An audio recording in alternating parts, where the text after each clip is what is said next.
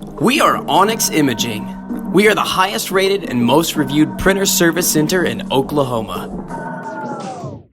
Hey there YouTubers, it's your girl Brett over here at Onyx Imaging. In this video today, I'm going to show you how to clear paper jam on an HP LaserJet MFP M525 printer. I'm also going to show you ways to avoid jams from happening in the future. Follow these steps. Alright guys, so the first step is to look in your output tray. That's going to be right here. So if you see the paper here, it's pretty easy to just pull it up and out. I do want to let you know, anytime you're clearing a jam, you want to make sure to go slow and be very, very gentle when you're doing that. Otherwise, you can damage parts or even cause more jams. So after you look at the output tray, the next step is going to be the back. Alright, so the next step is going to be the rear cover. So you just open it up right here. If you see the paper, this is pretty much the space that you have to work with. So pull it up and out as gently and slowly as you can.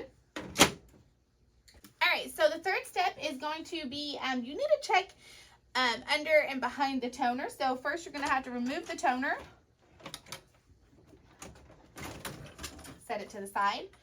So if you see the paper, it would be right here. Be very careful because it could be hot. Just make sure to pull up and out and be very gentle.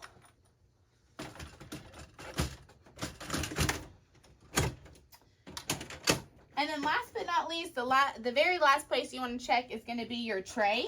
So just pull that out, and the paper would literally be right here. So if you see it, just make sure to pull it out as gently as possible.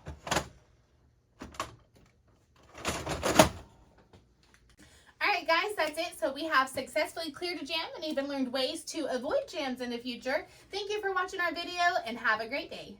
Thank you for watching.